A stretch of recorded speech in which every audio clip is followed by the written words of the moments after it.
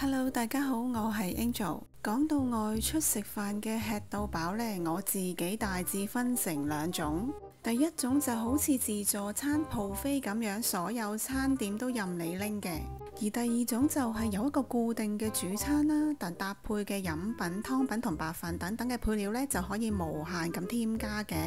你哋有冇曾經諗過點解台灣有咁多吃到飽嘅餐廳？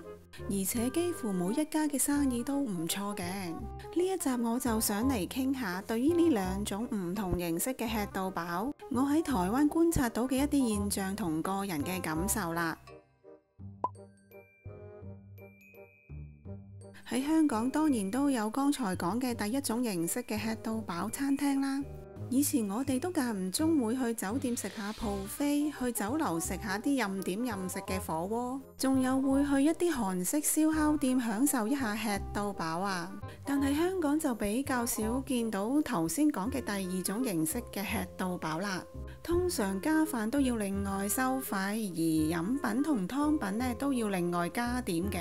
所以當我初嚟到台灣生活嘅時候，除咗便利商店同手搖店嘅密度多到令我驚訝之外呢，仲有就係吃到飽嘅普及程度啦。原本以為吃到飽都只係一啲特定嘅高價自助餐廳至會提供嘅服務，冇諗到喺台灣由火鍋店、燒肉店到一般嘅簡餐店，成日都會見到一個好貼心嘅景象，就係食店嘅角落擺咗一個自助區，有白飯、熱湯同埋飲品俾客人自己去拎嘅。當我第一次見到嘅時候，真係忍唔住喺心裏邊都俾咗個 like 啊！並唔係因為有免費嘅嘢食，而係因為有一種自己嚟食飽一啲冇問題嘅感覺，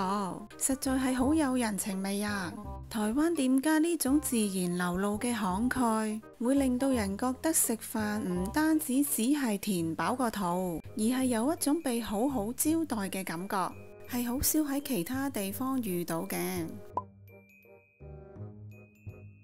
原本以為吃到飽表面上睇嚟係大家中意食同埋中意化算，但我個人覺得台灣餐飲業之所以廣泛提供吃到飽嘅選項，背後其實係文化同市場嘅操作有關嘅。首先，台灣人揀餐廳唔只係睇佢味道，仲好在意 CP 值划唔划算。多一啲嘅飲品，多一碗湯，整體嘅感覺就好有誠意啦，生意都比較好。餐廳如果能夠提供一餐吃到飽之餘又美味，令到客人覺得物有所值，就能夠建立良好嘅口碑，仲有提高客人再返嚟食嘅機會添啊！好多店家為咗吸引客人幫襯，會刻意增加附加嘅額外項目嚟提高吸引力。而飲品、湯品同埋白飯吃到飽，正係最常見嘅方法之一啦。仲有吃到飽都傳達咗一種感覺俾我啊，就係唔怕你食，只怕你唔嚟嘅熱情同誠意啊！喺台灣嘅消費文化裏邊，餐飲服務成日都同人情味緊密結合，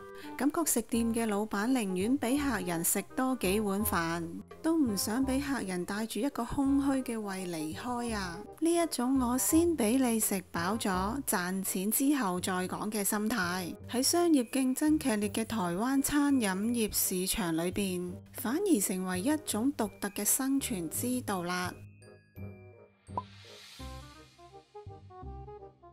吃到飽雖然好爽啊，但仲係有一啲 NG 行為，令到店家反白眼，而客人心裏邊亦都喺度嗌啊，拜託唔好咁啦。第一種行為就係攞太多食唔完，造成浪費。好多人一開始就好似饑荒完之後咁啊，狂拎啊，結果食唔到一半就食唔到落去啦。嗱，食到飽呢就唔係拎到飽啊，而係應該食得幾多就拎幾多。第二種行為就係偷偷地打包外帶啊，呢個真係超級 NG 中嘅 NG。有啲人食唔夠啊，仲想外帶繼續食第二轉啊，偷偷裝喺個袋裏邊。呢個行為真係超唔 OK 啊！而我自己最唔中意嘅吃到飽 NG 行為，就係當有某一啲超熱門嘅美食一出爐，即刻吸引一大堆人排隊等拎嘅時候，總係會出現嗰啲完全唔顧他人感受嘅人。到佢哋攞嘢食嘅時候，咩都唔講，亦都唔睇下條隊有幾長，直接大手一揮就將一大堆嘅食物全部夾走啦，就好似自己嚟掃貨咁啊！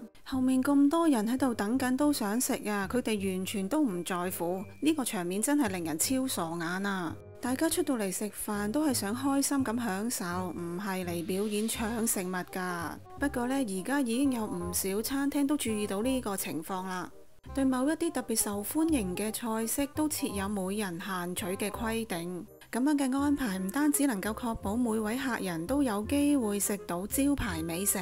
亦都可以幫助維持用餐嘅秩序，避免出現爭食物或者浪費嘅情況。對於想試勻多款美食嘅客人嚟講，呢一個做法其實係更公平，都更貼心嘅。而你哋又覺得邊一種吃到飽嘅 NG 行為係最唔中意嘅呢？慢慢咁，我開始覺得台灣嘅吃到飽唔只係餐廳嘅經營方式，而係一種生活嘅態度。生活啊嘛，本來就係唔需要樣樣都計住嘅。有時候多一啲嘅選擇，多一啲嘅貼心，就能夠令到一餐飯變得特別起嚟啦。所以吃到飽唔只係食，而係一種台灣 style 嘅日常幸福。今集我嘅分享到呢度，如果你中意呢條影片，唔記得點讚同訂閱我哋嘅頻道，仲有分享俾你嘅朋友，亦都歡迎留言話俾我知你對今次主題嘅睇法。下次再見，拜拜。